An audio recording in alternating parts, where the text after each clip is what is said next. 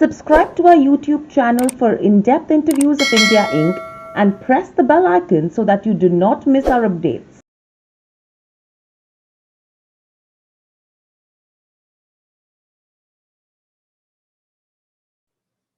Hello and welcome to Nirmal, ladies and gentlemen. I'm Hiral Dadia. We have with us Dr. Satish Modh, Director at VESIM Business School, worked with Air India for 28 years, joining us on the show to help us understand his views on the aviation sector as a whole.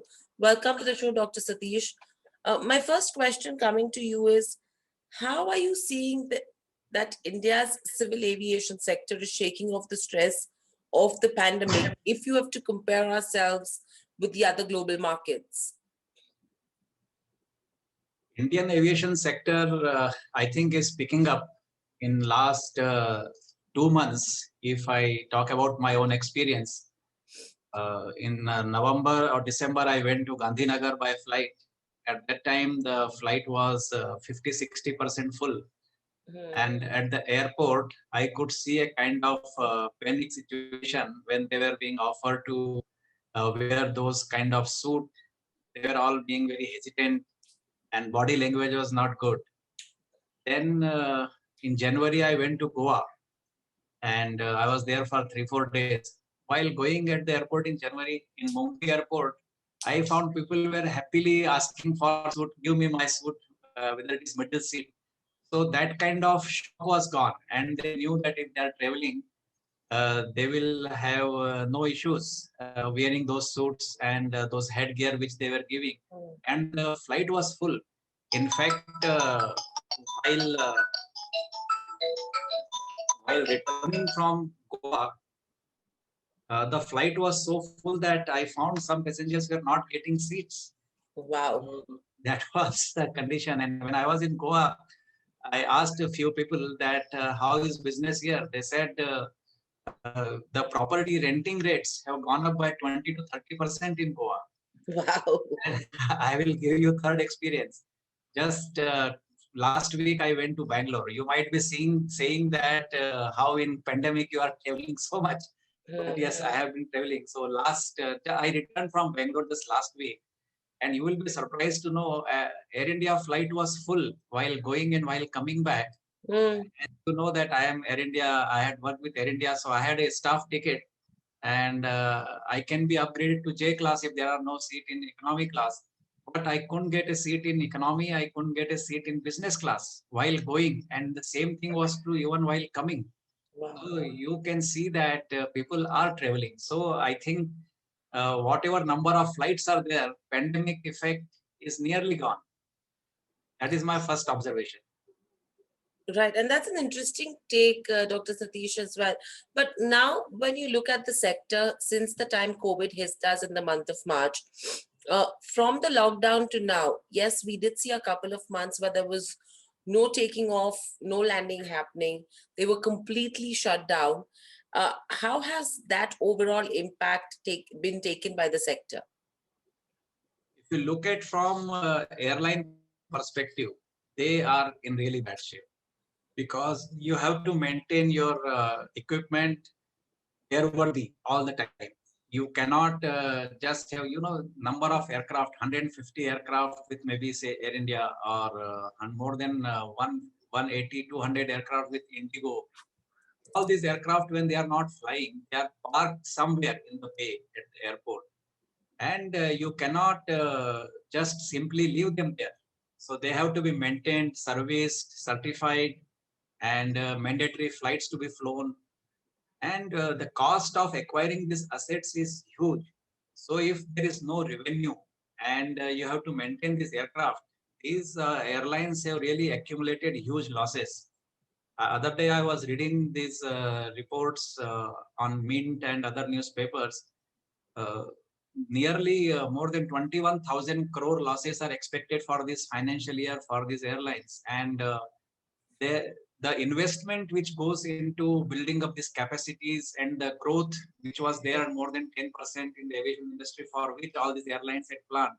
So all this has been affected by this pandemic, and all the airlines will have to reset their thinking that how they have to plan their future course of action. So yes, there is a huge issue of liquidity and unutilized assets, and all airlines still have 20 to 30% fleet on ground, which they have to maintain. So it's, yes, there is a very big financial loss these airlines are looking at. Right.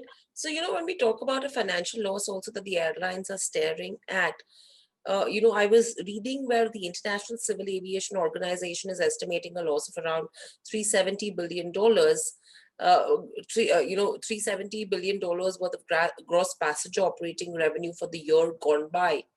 And with this, if you see what IATA is also talking about, that's a big number.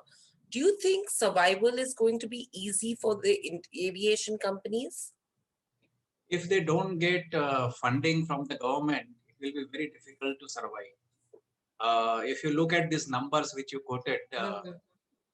US airlines have asked for nearly $25 billion of aids, or in the form of debt, or in the form of support by the government, nearly $25 billion.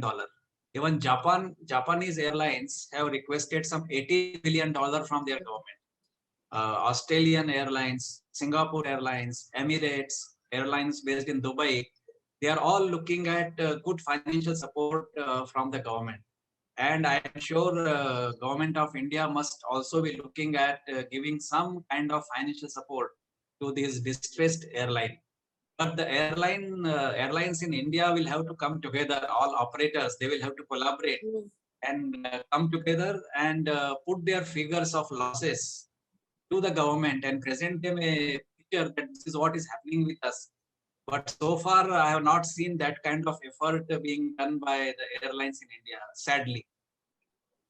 Absolutely. It's a long lasting demand right now, and survival is something which is difficult. Now, given the current status of the Indian aviation sector, what is the kind of support do you need from the government, according to you, especially in terms of, say, on the taxation side? Taxation side, the first thing they need to have is MRO sector has to be looked at. Many of the airlines send their aircraft abroad for repair. But when we are talking about Atmanirbhar Bharat, how we can be Atmanirbhar if all our airlines are sending their aircraft to China and Malaysia and Dubai or Gulf for maintenance. So the first thing they have to do is build in-house capacity, a huge capacity within the country, and that is possible only when the component duty on these repairing parts, which these airlines import from outside, it has to be null. It should be nil. Why they should be paying components? Because they have already paid huge duty while buying the aircraft. So until unless they get support, and then the GST being charged on servicing on aircraft, it has to be looked into. This is a sector which creates huge employment. Nearly 65 million people work in aviation sector across the world, and the ratio will remain the same even for India. And majority of them are and on the ground, they work on aircraft maintenance. So if you provide this kind of tax concessions, first thing we will be Atmanirbhar in maintaining our own aircraft facilities will be created. Otherwise, we'll continue to send them abroad, and we'll be losing huge revenue. So this is the first thing I look at is because I am from aircraft maintenance, Hmm. and I have worked for nearly 25 years in aircraft maintenance before I moved into the business transformation group. So I know that this cost, the maintenance cost is very high. Nearly 15% of aviation cost is maintenance cost. And then the second thing is, of course, fuel cost. So 10, 15 years back, when there was a huge meltdown in the aviation industry, that was because of the fuel going up to $150. Hmm. Now again, we see that fuel cost is going up. So government will have to look at if and airline itself may be in losses, but they provide huge economic activity in the country in the form of transportation of goods and mobility of people. So government has to look this not as just any other sector, but as a priority sector. Hmm. See that this sector remains healthy, and grows so that other economic activities, they are not harmed in any way. Hmm. So when you talk about ATF prices as well, now the way they have been rising, a long pending demand was to bring ATF under the ambit of GST. Why do you think that the government is not really acting fast with regards to bringing ATF under GST? This is about the whole fuel sector, whether it is petrol or diesel or ATF. If you look at the cost component of fuel prices today, you will be surprised to see that nearly 45 to 50% of tax is actually charged by the state governments. If you really look at the tax breakup, central government is charging something between 23-24%, and 40 to 48% is charged by the state governments to increase their revenue, because these are the only few sectors where the state governments have freedom to levy duties and earn more revenues. So they found it to be a golden egg, and they want to kill it if they don't do it. And why central government is reluctant of talking about GST is because all state governments who are earning huge money in the form of these huge duties of 45, 48%, they will lose their revenue. So they will have to come out with some kind of no cost model where they come out with some duty structure of say 18% or 28% for the central government. And the state government can initially charge some over 10% duty. So the total tax burden of 70-75% will come down to 30-35% or 40%. And then government can compensate state governments under the financial adjustments. And over a period of 3-4 years, they can bring down the aviation tax, ATF tax rate or petrol diesel tax rate to 28%. So the fuel cost will come down to something like 50-60 rupees, which should be ideally. But this is a very huge expectation from state governments to come down and not charge this kind of duty. And unfortunately, there is not much awareness among the public. They think that every price which is increasing is only because of central government. But there are so many things go into making the fuel price. And I hope they talk and look at the sector, that if you kill the aviation sector, then the whole economic activity gets affected. Absolutely. In fact, one thing what the government announced during the budget was tax exemptions on aircraft leasing and rentals for foreign companies. Do you think that could likely provide, some bit of relief to the bleeding Indian aviation companies? See, the earlier structure of airlines was they used to own all their aircraft. And there was only Air India and Indian Airlines. They used to own all the aircraft. Later on, when the aviation sector opened up in 90s and in 2000s, the model for private airlines was they didn't want to commit a capital expenditure for acquiring aircraft. So they went into lease format.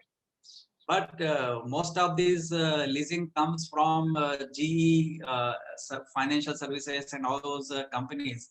And they book bulk of the aircraft from Boeing and Airbus, and then they provide on leasing. So they have a kind of monopoly on leasing of aircraft. Why private airlines preferred leasing? Because they could offset. One is the interest cost, because they are not spending huge capital to acquire the aircraft. So that goes into the their budget, not in the income and expenditure account, profit and loss account. And this lease rent goes into expenditure account, so they can look at profitability. Somehow they can manage. So slowly and slowly, the whole model shifted from owning the aircraft to leasing the aircraft. But when this model shifted from owning the aircraft to leasing the aircraft, there was a huge demand for lease of aircraft. So the lease rent was never compromised, and those financial companies, they make huge profits. And there is again, Indian companies have to come again under one platform to have a big bargaining with these leasing companies. Because if you bargain as Indigo, you bargain as Vistara, or you bargain as AirAsia individually, you don't have that kind of leverage. Whereas if you form a platform together and then you start bargaining and you order such aircraft, then there will be good bargaining and you can get compensated. government cannot do much because this is an international lease financing market, and those rates are decided by international lease financing companies. Right. And with this, they also abolished custom duty. That is, they reduced the tax rate from 2.5% to zero across the entire MRO industry. Hmm. Now, what do you make of this? Is that also a good positive move, or is it not really substantial? No, this is a good positive move because once you are sending aircraft outside for repair, and if the duty is less, the cost on the airline reduces. But you cannot just have some policy, bits and pieces policy. Again, I will make one observation, being again an airline person, that most of the policies are driven by bureaucrats who find it very difficult to learn about actual airline businesses. So they are bureaucrats. They come into aviation ministry. They work for 3-4 years. It takes 3 to 5 years to actually learn about the airline business. And by the time you learn, you have already done enough damage in policy making for the aviation sector. So, as a general rule by the government, wherever there are huge technological implications and sector-specific expertise is needed, in those areas you must have technical experts and business experts to run those kind of policies. And Prime Minister Modi also commented in the parliament that how long Babus will run these businesses, and that was not taken well by many of the Babus. But it is a fact of life that how a business like airline will be run by Babus. They come to the airline and they don't know the difference between Airbus and a normal bus. They come and see the aircraft and then they realize. I have seen it happening. So it's really saddening, but somehow 70-75 years we have been working in this model. But I am sure the time has come for the government to recognize the importance of technocrats, and they should be running the airline. Right. So with this, when you talk about the entire demand scenario as well right now, the passenger capacity has now moved at around 80%, and the government has allowed a fare hike of another 30%. Do you think both of this will augur well for the aviation companies, or do you think the next 2 years are going to be saddled with losses? See, you are playing with only demand and supply. As I said right in the beginning, that because there is a 20% less capacity and there is more demand, you are allowing airlines to charge 30% more. Yes, maybe passengers, they want to travel and they will pay. But this kind of policies cannot be sustained for a long term. Once the aviation sector will open up, all the airlines will come into full flow in next 2 to 3 years. Somehow government should not play any role in fixing the rates, what airlines will charge. It has to be market driven. It is not like a farm bill that where you declare one MSP and all farmers will have produce at that MSP and they will be distraught. Passengers are traveling. There are corporate passengers. There are passengers who are traveling by necessity, or some are traveling for pleasure. They will find out if they plan way in advance. They can buy a cheaper ticket. If they are urgency, they will pay more price. So government has to really come out of this kind of scenario that they want to decide everything and how the airline business should run. So if they can decide for farmers, why can't they decide? They let it be for aviation sector. That okay, you decide your own fares. What is economical for you? Either you cap the fares here and then pay them subsidy. It is one and same thing. Finally, it is the taxpayer who is going to pay the money. So people, those who are sitting in the aviation ministry, they will have to really look at it, what they are planning to do, what they are trying to do. Absolutely. And very lastly, Dr. Satish, what would your review be with regards to where Air India divestment is concerned and getting Jet Airways back into the air is concerned? Because the talks have continued, the talks have not stalled. What's your view? Somebody will buy Air India, that is definite. And what they used to say in Harry Potter, that the not be named, the person should not be named. Everyone knows who is going to buy. He is showing a lot of interest, and he has already restructured 2 of these airlines ownership pattern. So I am sure things are going on behind the scenes, and they must be negotiating very hard at what kind of terms and conditions and what loan will be transferred, or what will happen to accumulated losses, because there are nearly 50-60,000 crores of accumulated losses.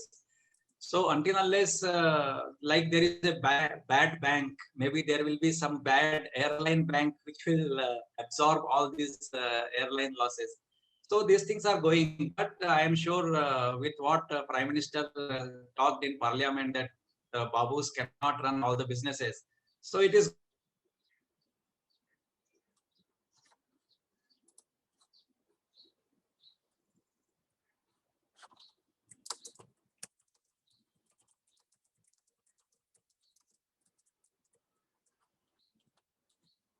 You'll have to just repeat what you said, because we Your just lost image- your connection. Yeah. So I will again repeat the whole answer, that we all know that the bids are already there in the government, and as I said, giving example of Harry Potter, that the person, everyone knows who is there, but need not be named. So there is a person who is restructuring airlines. They are increasing stakes in some of the airlines to absorb Air India Express and Air India within their structure.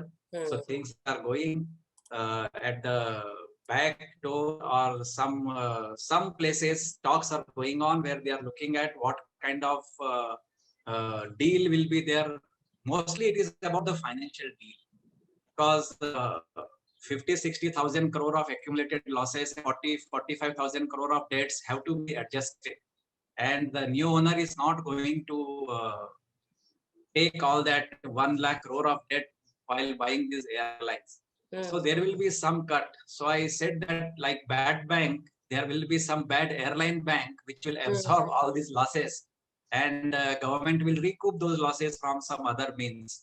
And in that, we'll have to also look at other private airlines losses. So they will have to take care of these losses. But in my view, there will be some new owner of Air India Express, and other subsidiaries, and there will be mostly an existing player who will be absorbing Air India, because for any new player to get into airline business is very difficult. Again, it is 2-3 years learning curve. You may bring experts from outside, but it is very difficult until unless you yourself know the inside out. As far as Jet Airways is concerned, there are people who they find aviation business very glamorous business, and they want to be part of it. So they may acquire Jet Airways, but most of the aircraft were leased aircrafts. They have already gone away. Some of the aircraft who are standing on tarmac, it will be very, very expensive to make them fly again. But it will be a good news if Jet Airways again, because it was a big brand. At one point of time, it was competing with international brands in its service and timetable punctuality. So let us see if Jet Airways again flies, there will be a big competition in the aviation market. Indigo, then Air India Express, and Vistara and Air Asia, all those airlines, and along with Jet Airways, creates good opportunities for passengers to bargain and fly at a cheaper rates. Great. Absolutely. Let's hope that the brand continues to come back and fly. And let's see the divestment falls on track for Air India as well. Thank you, Dr. Satish, so much for joining us on the show. Pleasure to have you. Great insights. And I hope you enjoyed the conversation as well. Stay safe. Thank you. Welcome.